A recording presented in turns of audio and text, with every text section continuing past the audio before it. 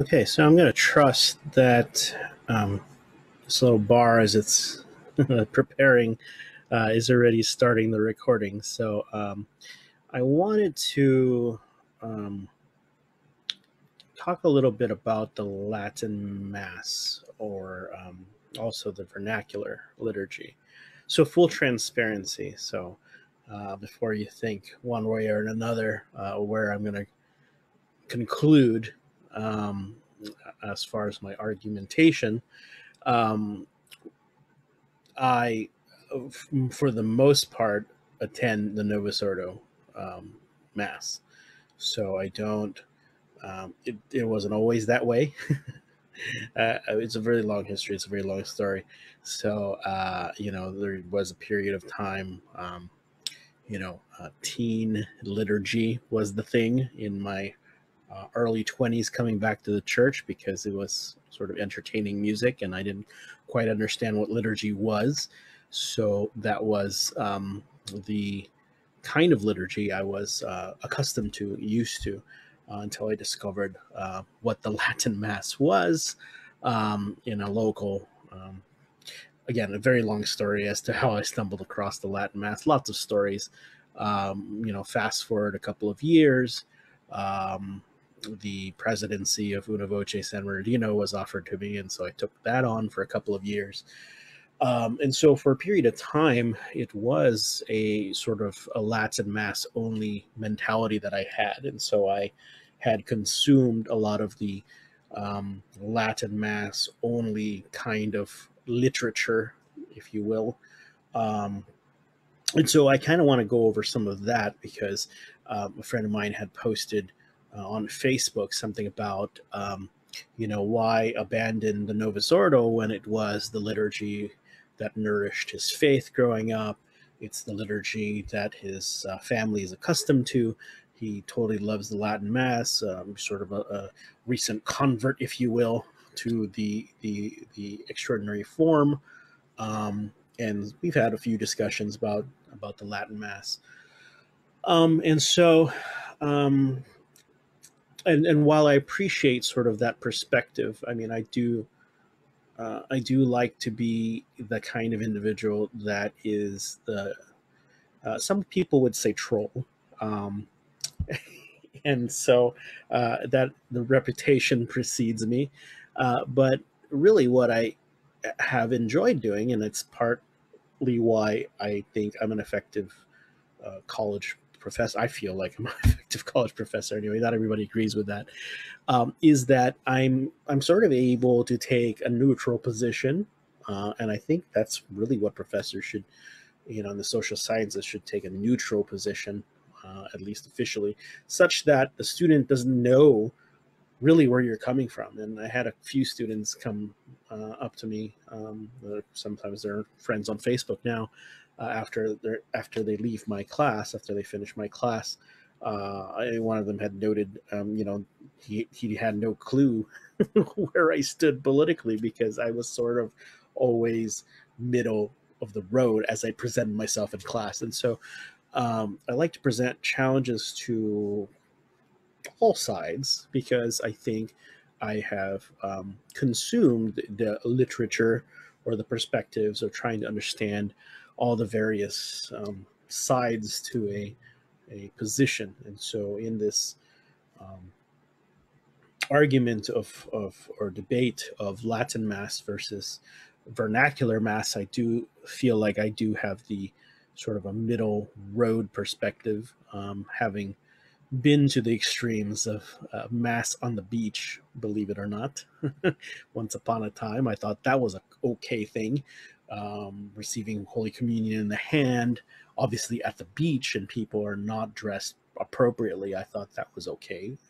Coming back to the church, it was who who was I to question? How would I have known it was inappropriate? It's what you would just assume they're going to do what is appropriate, right?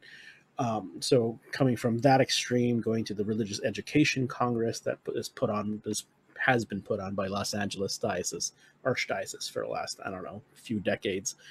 And the craziness that happens there liturgically, I've filmed some of those and documented those on YouTube. to the opposite extreme of sort of a Latin mass only kind of a thing, and for a period of time going to 1, 2, 3 Latin masses on a Sunday, sort of back to back throughout the Southern California region, for fun, if you will.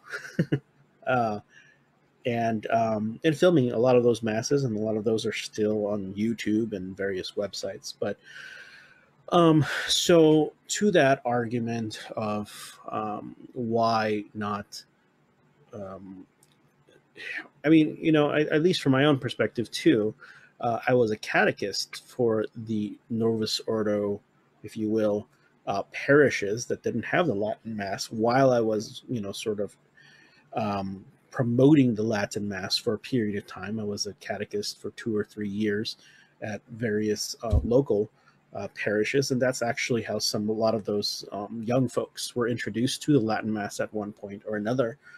Is the fact that I had a foot in the door, if you will, in both camps, to be able to sort of try to relate to the young and try to explain what the Catholic faith and the Catholic Church teaches, in introducing the Latin and the liturgy and the Gregorian chant, and bringing them over to, and several of them, I mean, most of them that were involved in those ministries, that were willing to come along, and I think a good proportion of them at least tried the Latin Mass at one point or another, um, came over to at least experience it, and then they developed an appreciation for it. There might not be um, regular consumers of the Latin liturgy, but if it was presented to them, I think they would prefer to go to that liturgy over a Novus Ordo liturgy. If they were side by side, and one's being offered here and one's offered across the street, they would probably likely go to the Latin Mass. If they weren't wearing shorts, I suppose, if they weren't wearing jeans, maybe that would be the deciding factor of where they would go. So, I mean, I think, though, there's a sentimentality there, in my opinion, not to be sort of the judge of that argument, to, hey, I there was a period of time I was an atheist. There was a period of time I visited Protestant churches, and in many ways there were some nourishing factors of those experiences. Do I continue to participate in some of those activities only because they did at one point have some value and pointed me in the right direction? So in that sense, I feel like or I think that that kind of argument is not sufficient if you were going to present that to someone who is a promoter of the Latin Mass, and who has sort of read the rationale for a return to the Latin Mass. Then something like that is not a sufficient answer. I mean, I think it sort of exposes the sort of perhaps the noviceness of the analysis of the Latin liturgy versus vernacular liturgy, because I think the times have changed. When I introduced myself, there was nobody that introduced me to the Latin Mass personally. I discovered the Latin Mass sort of through online apologetics, and people kept talking about this Latin Mass, and this was 2004, 2005. And I found a local SSPX chapel in my diocese, or within the geographical boundaries of my diocese. And so on my own, I went over there. Nobody took me. Nobody explained to me all of this stuff. I learned all of this stuff online through apologetics and groups that I was involved with.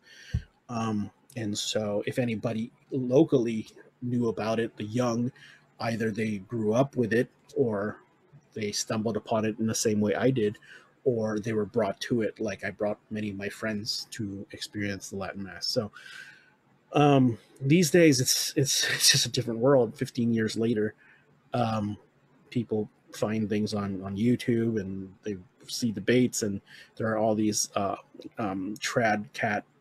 whatever they're called, trad cat influencers and popularizers like Dr. Taylor Marshall, all of these Johnny come latelys that have popularized a lot of the apologetics and Latin Mass stuff. I do feel like a lot of the younger generation, in their perhaps their teens or their 20s, they might not have a problem with the Novus Ordo, because they probably were not socialized in an environment that was antagonistic towards the Novus Ordo. So I think a lot of these folks that have an antagonism towards the Novus Ordo because they lived through the turmoil, the tumultuousness, uh, that enveloped the church in the 1970s, 80s, and all that, the whole period of time. A lot of those folks are getting older, they're dying, they're passing away. And so what's being left behind are the ones that, discover the Latin Mass. Maybe they're not as vocal about their challenges to the Novus, or unless you experience a Sede contest or something like that, which are fairly rare, and even rarer are the ones that don't go to liturgy at all because they don't believe there's any valid liturgy anywhere, and that's a topic for another time. But some of the modern popularizers of the traditional Mass, Dr. Taylor Marshall, coming up with their books, Infiltration or whatever it is. These are, sort of popular books, but what you don't hear so much about are the sort of intellectual, academic, well researched reasons why one would opt for the Latin Mass over the Novus Ordo, right? And so again, full transparency, I attend the Novus Ordo more often than the Latin liturgy, and that's, you might stop listening only because of that. But I will say that I would still hold, at the very least, a devil's advocate position to that the Latin liturgy is objectively superior. The extraordinary form is objectively superior to the Novus Ordo in what I would call in the accidents of it. So to borrow from the sort of Eucharistic theology that was popularized by Thomas Aquinas, is if you think of the accidents are the elements that you see in the Eucharist. You see bread and wine. Those are the accidents. The substance, the inner essence of it, is what you don't see, and that it is the true body, blood, soul, and divinity of Christ, in that looks like bread and wine. So I would categorize the liturgy, or analyze the liturgy in those, using those similar terminology, right? And it might not be proper philosophically, but whatever, bear with me. The accidents of the liturgy are the smells and bells and the accoutrement. Is that the right proper word? The embellishments, the ornamentations. That is the accidents, what I would call the accidents of the liturgy.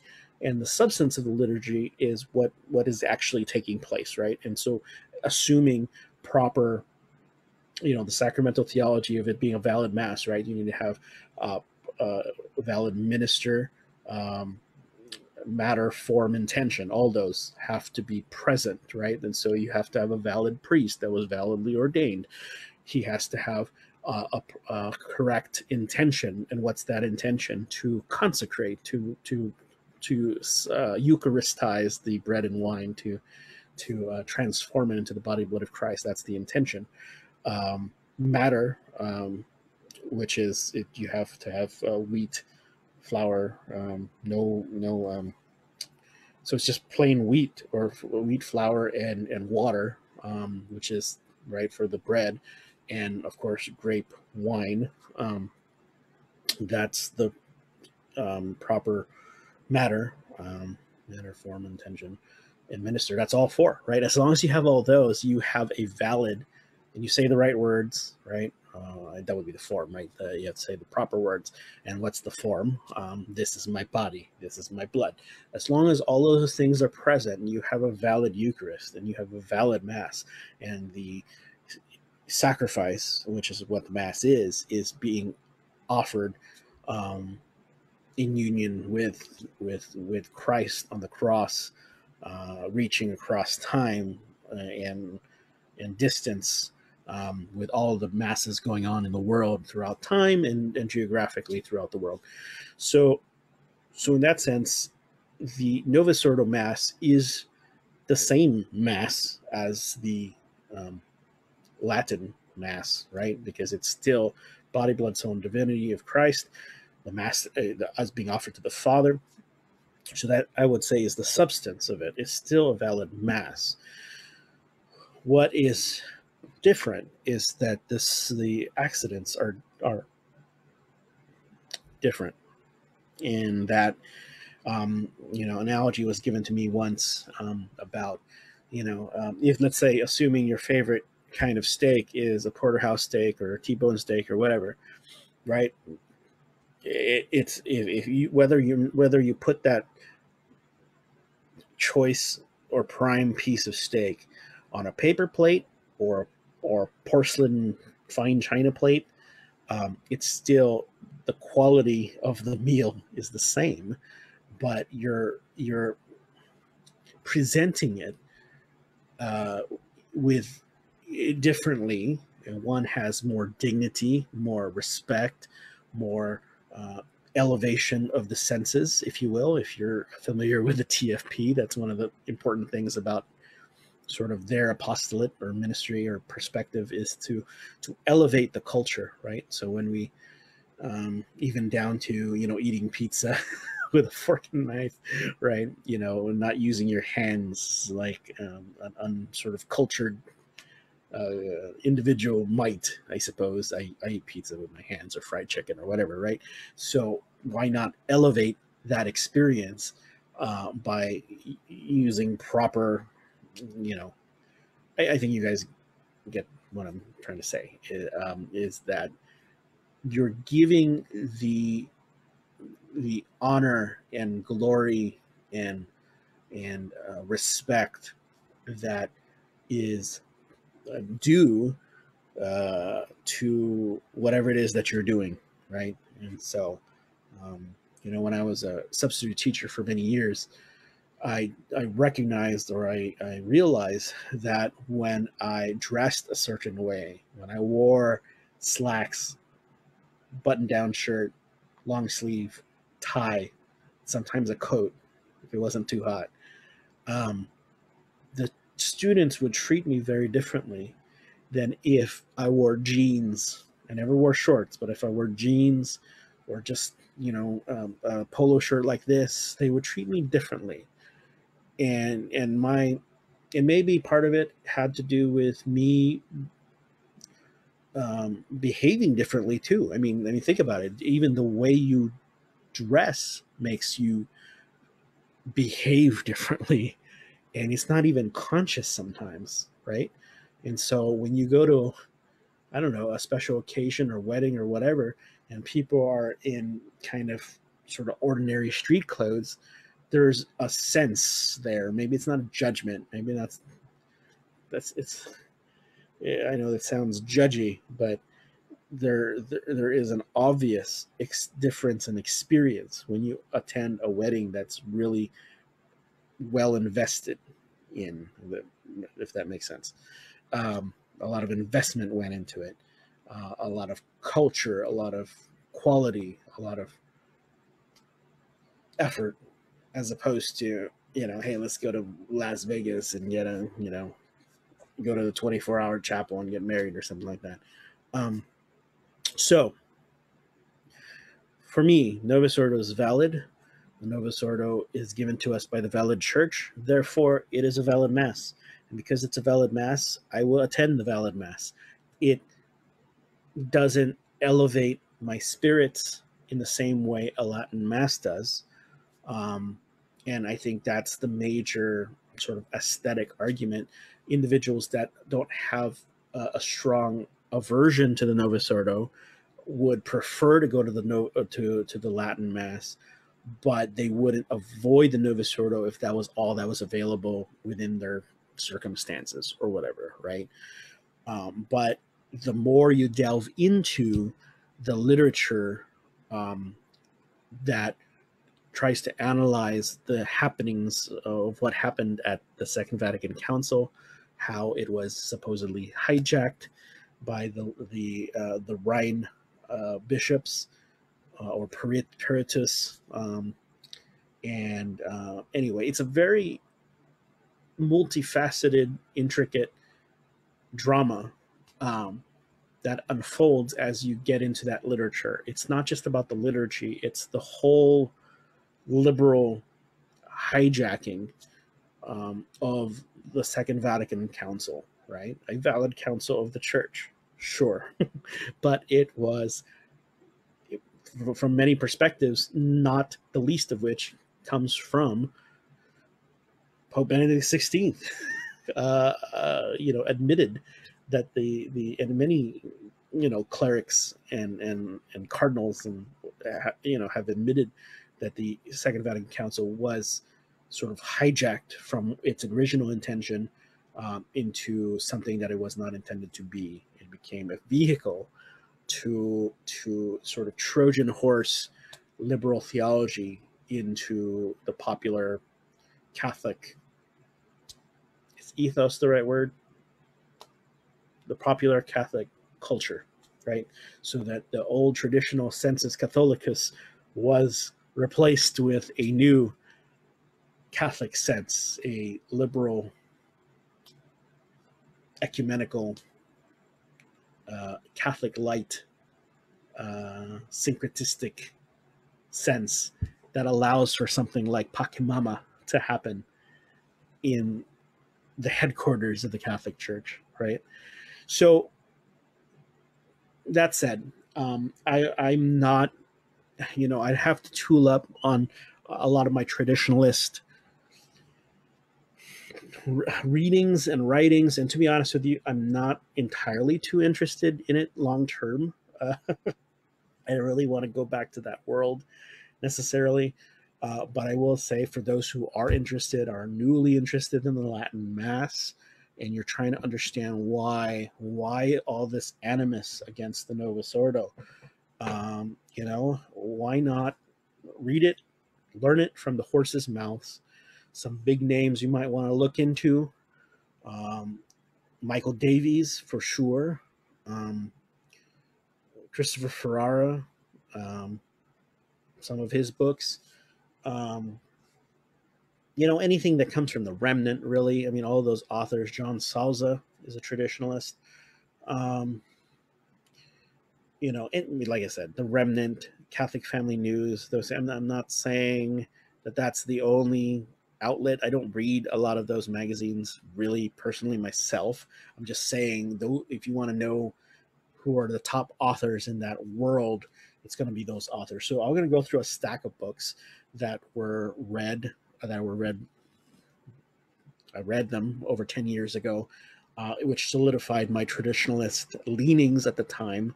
And if you want to really understand why there is this spectrum of perspectives, and what I shared with my friend earlier today was, I just came up with it off the top of my head, because trying to show that there's a spectrum of belief here. So you could have individuals who are just aesthetically attracted to the Latin Mass and would prefer the Latin Mass over the Novus Ordo, right? So that you might say, these are individuals that would say, if they had both masses at my local parish, I would only go to the Latin Mass. I'm nothing against the Novus Ordo. It's just not my preference. It just doesn't elevate me, my spirituality. It doesn't inform my spirituality, all that stuff. So if you were in like Costa Mesa, for example, where you have the Latin liturgy, Novus Ordo, even Novus Ordo Latin, side by side, the Norbertines offer all of their masses in with the utmost dignity and honor that is due to God, that they're able to offer. Holy Innocents in Long Beach, another example. St. John Cantius in Chicago. I mean, those are only really the three that I could think of where you have the Novus Ordo and the Latin side by side. You could have Saint. It's the Institute of Christ the King Parish up in Oakland. Saint. Why am I blanking? It's Saint Mary, one of the Saint Marys. In any case, it's Saint Mary's in Oakland where you have the Latin Mass. I mean, you have the Novus Ordo offered properly with utmost dignity and pomp and circumstance, all that stuff. It's just not in Latin. Um, so you have that individual, and then you have individuals that would say, "Well, I would never go to the Novus Ordo, right? If I just wouldn't go to it, it is so the first scenario that I shared, that individual will probably say, well, they're both valid masses, just kind of like what I would say. They're both valid masses, therefore, but if you had the choice, why not give God the better one? Right? Why not give God the better one? They would probably still say the Novus Ordo is a lesser form of the liturgy than the extraordinary form, for the reasons I mentioned earlier about the accidents, not so much the substance of it, because it's still the same Mass that's being offered. It's still Christ that is the priest of that Mass. So then you have individuals that will say it's not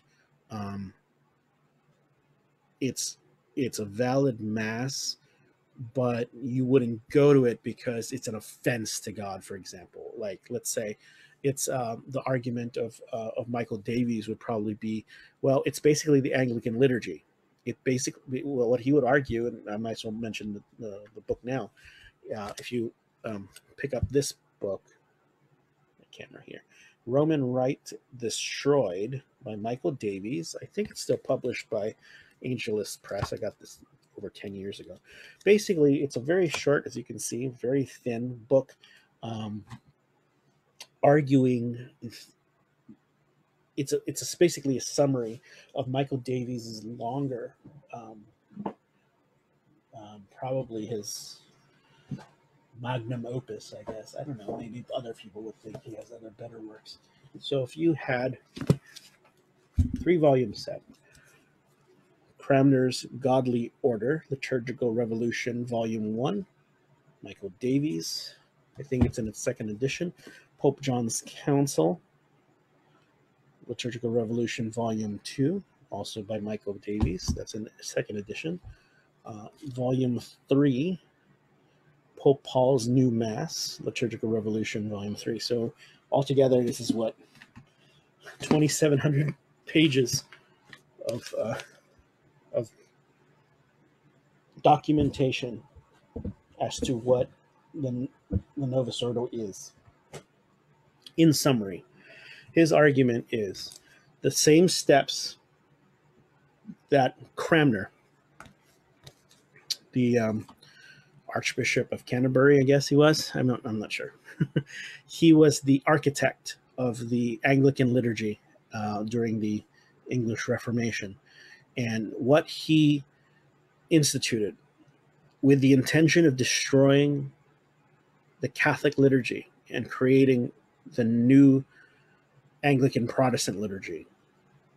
And again, his intention was to destroy that liturgy, destroy the Catholic liturgy, and removing all sacrificial language, removing all references to, Christ's sacrifice on the cross, things like that.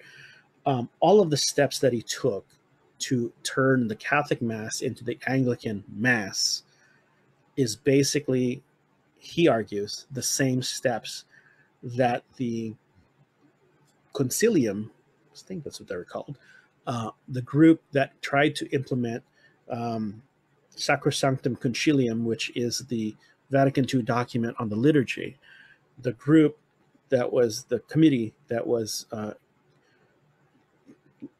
given charge to, is that the proper phrase, to implement the Sacrosanctum Concilium, they took the same steps to produce the Novus Ordo liturgy, ignoring the fact that Sacrosanctum Concilium says to preserve the Latin, preserve Gregorian chant, ignoring Veterum Sapientiae, which was John the 23rd's, was it an encyclical talking about the importance of preserving Latin, right?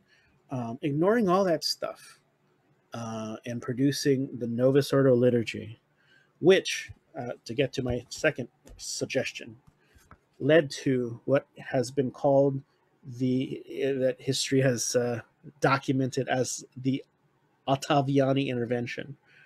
This was originally published by Tan. I don't know who publishes it now anymore. I don't know why this was. I think the um, editor of this book, Father Cicada, was already a sedevacantist when they put this book out. So the Tan, they must have known he was a sedevacantist when they published this book. Anyway, read the Ottaviani intervention. I looked through the Ottaviani intervention about 12, 13 years ago. And the second edition of the Novus Ordo addressed most of the concerns of the Ottaviani intervention, in my opinion, in my unstudied or unscholarly, uncredentialed opinion. All of the arguments that were in the intervention, I feel, were addressed in the changes of the second edition of the Novus Ordo liturgy. So the Novus Ordo liturgy came out in 1969. It was that form of that liturgy that was analyzed by the Ottaviani intervention, right? And so that's what they were critiquing. It was redone, and it was then published in 1970, 71, something like that. That second edition of the Novus Ordo was it no longer. Now I could have a lapse of memory because I don't have any notes to look from. I don't know where my notes are anymore. But I wanted to read this short letter written to the Holy Father at the time, Pope Paul VI, by Ottaviani and Bacci. Just a highlighted portion, right?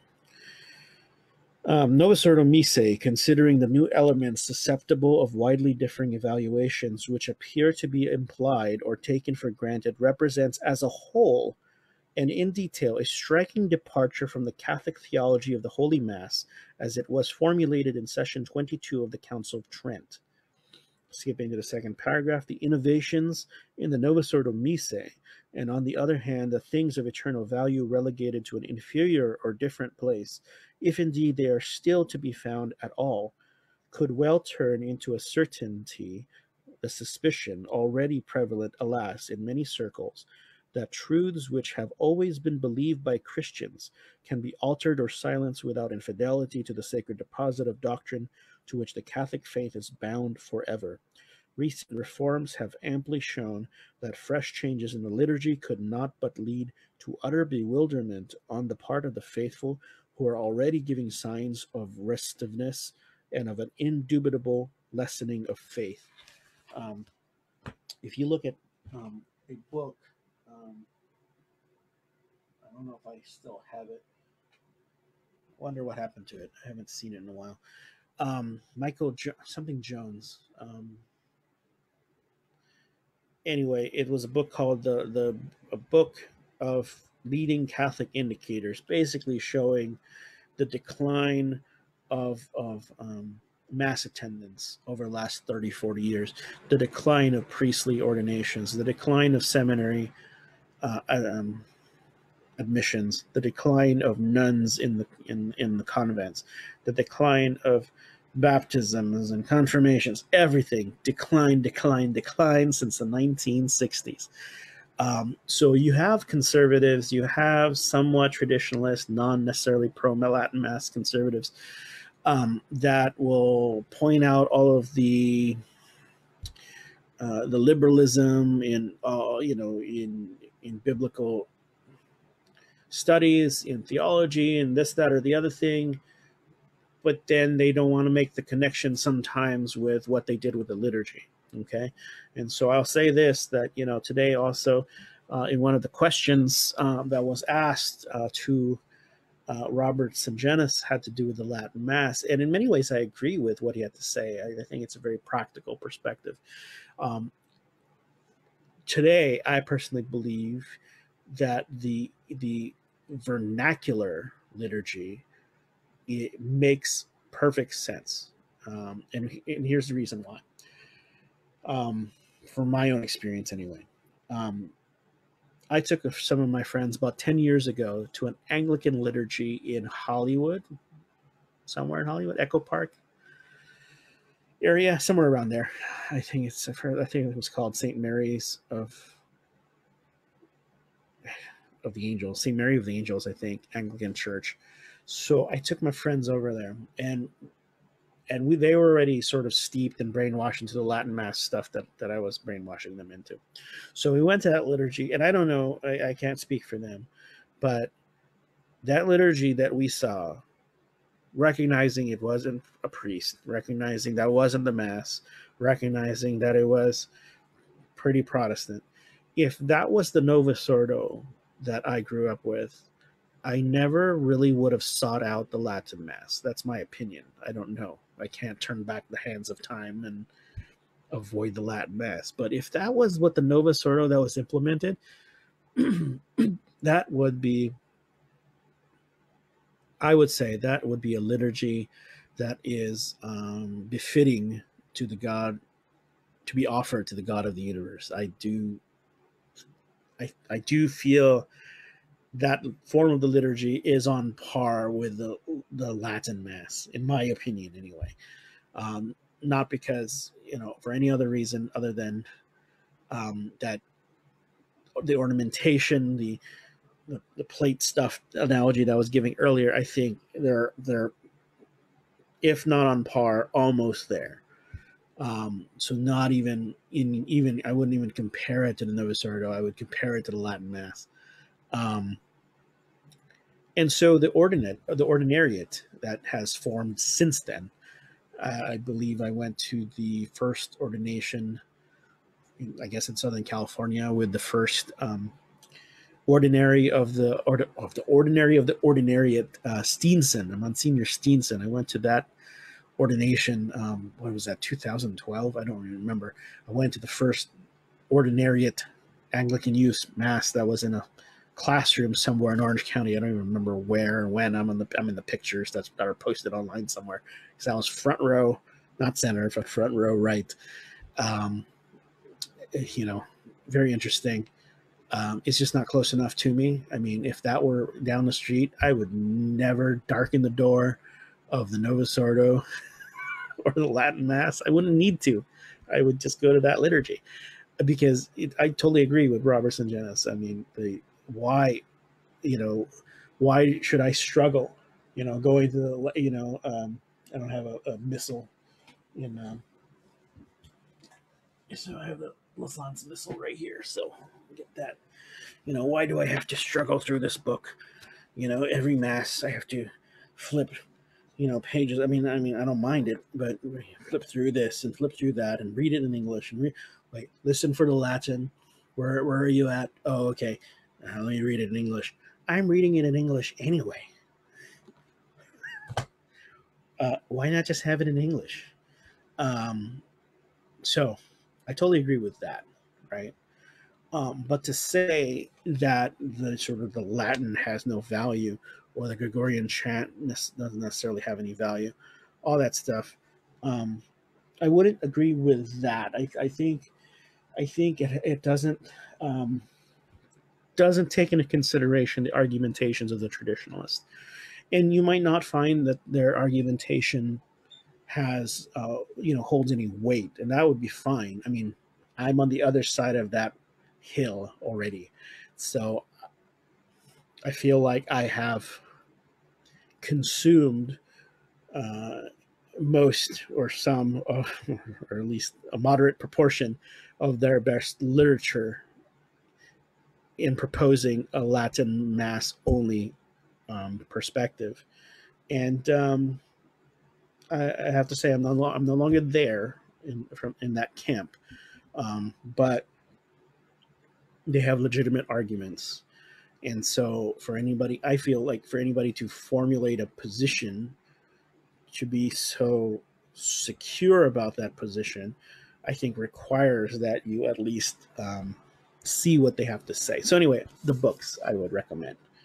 Um, Sacred Then and Sacred Now by Thomas E. Woods. I think it's still in publication. A short history of the Roman Mass. by Michael Davies, the reform of um, the Roman Rite of Roman liturgy. Sorry, it's backwards for me. Its problems and backgrounds by Monsignor Klaus Gamber. This has an interesting quote from somewhere. I forget where. I wasn't planning on quoting here, but it has a preface. There's a famous quotation from Benedict XVI when he was Cardinal Ratzinger that basically said something like,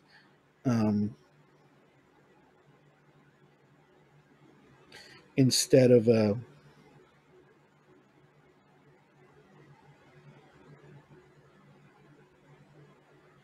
Oh, here it is. He says, liturgy, which is the fruit of development. What happened after the council was something else entirely.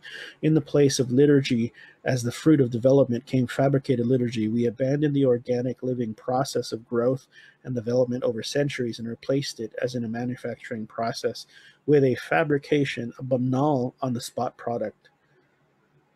A stunning indictment of the Novus Ordo liturgy by Cardinal Ratzinger, right? So anyway, check out that book. Interesting book put out by the SSPX. Priest, where is thy mass? Mass, where is thy priest? All of them, I think, how many of them? 17. They're not SSPX priests, but why they abandoned celebrating or offering the Novus Ordo liturgy. Open Letter to Confused Catholics by Archbishop Lefebvre. Liturgical Time Bombs in Vatican II by Michael Davies. That's a good book too. Turning towards the Lord, at the very least, it's about ad orientem posture. Why that's important, right? By U.M. Lang, I believe. Is that the name that's mentioned here? U.M. Lang, yes. I think he's on my Facebook. The Liturgy After Vatican II, Collapsing or Resurgent by Dennis Cruin. I believe is a Dominican. I don't know why I added this to the stacks, but the Mass of the Early Christians. I think it has some references to Mike Alcalina, to reception on the tongue, east-facing liturgy.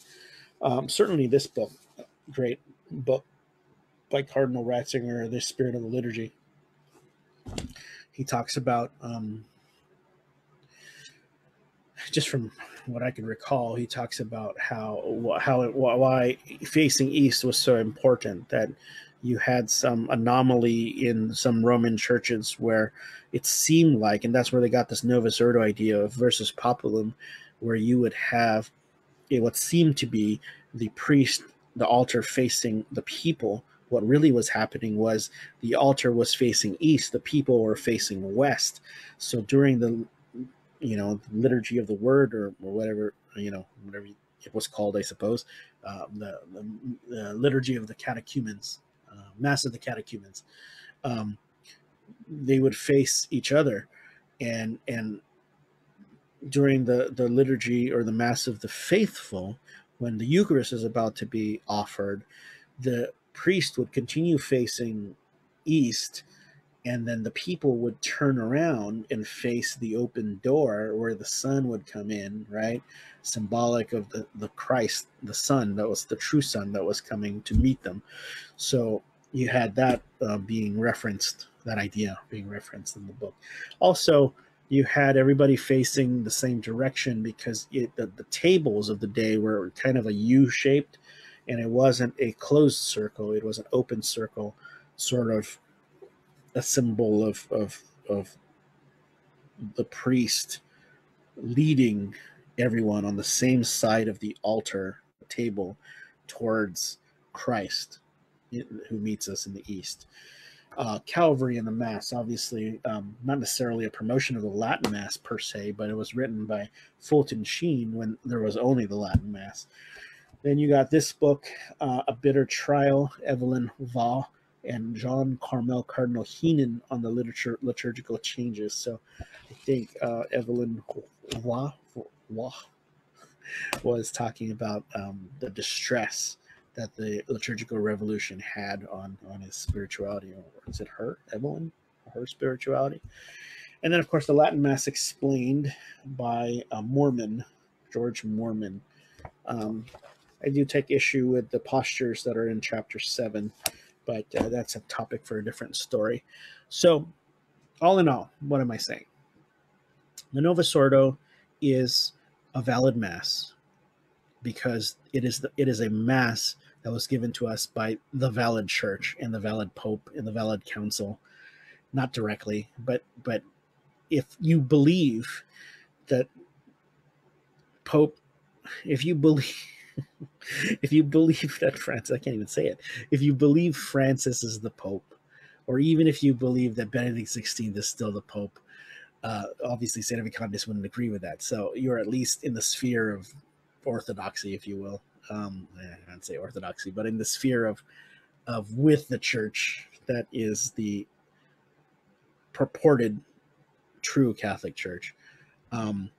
Then you would have to accept whatever they provide for us, because we have no authority. We're lay people, right? They have given us this liturgy. They're saying this is a valid liturgy. This is a true liturgy. And so it is. So if you reject that liturgy as invalid, then you have to reject the institution that gave us that liturgy. And that's why some people become sedevacantists, because they have to maintain that consistency. And so in reverse, to maintain that consistency, I might not enjoy the Novus Ordo. I might not like the Novus Ordo in comparison to the Latin Mass, but if it was given to us by the valid Church, the valid Pope, and the valid Council, then it must be a valid Mass. And so we attend. And you try to attend the most orthodox, conservative presentation of that liturgy as possible. And whenever you can, you go to the Latin Mass, right? That said, it's almost 12 midnight, and so my train of thought is quickly fleeting away. I would just suggest that there is a plethora, a treasure chest, if you will, of literature out there to deepen your understanding of the importance of the liturgy. It's not just something you do on Sunday, right? And so by delving into this kind of literature, you get a fuller picture of what Catholic tradition is about. Because if you're just coming to the liturgy now as a Protestant, for example, and because of your Protestant sensibilities, you're attracted to the happy clappy Novus Ordo teen mass kind of stuff because they'll play the same kind of music you listened to when you were a Protestant. That shouldn't be the test. That should be the test for you to run away from that as quick as possible, because that is not part of the tradition of the 2,000 years of liturgical development. It's not a fruit of that development of 2,000 years. The Latin Mass has been a fruit of that 2,000 years of liturgical development.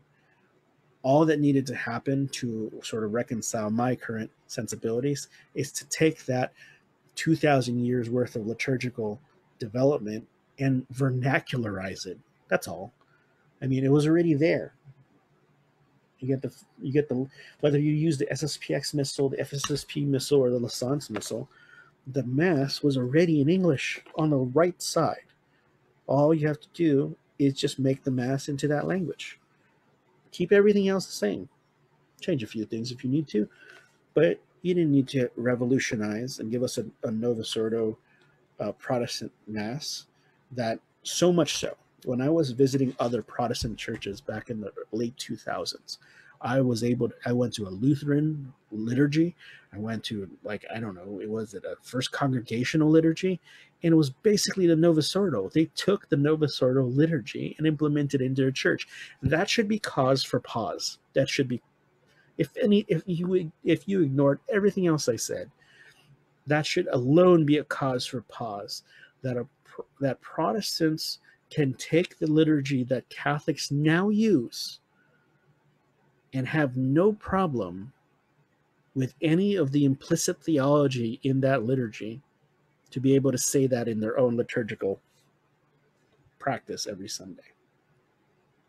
A Protestant theology that doesn't believe in the sacrificial nature of the Mass, that doesn't believe in the priestly ministry of, I mean, it was a woman minister.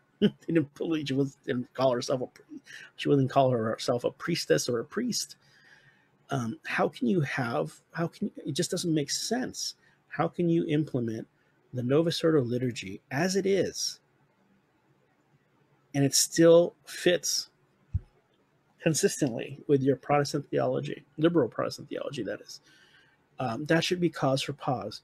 Now, you wouldn't see anywhere where Protestants are using the traditional Latin Mass and then maybe in English implemented into their liturgy. It just doesn't happen, because all page after page of the 1962 missal is filled with sacrificial language, Catholic sacrificial language of what the Mass is, and that is basically what the Reformers abhorred. Rightfully so. Rightfully so, they abhorred it because it didn't fit the Protestant theology. So, with that, I will say goodnight and bid you all adieu. Is that the right word? God bless you all. Bye.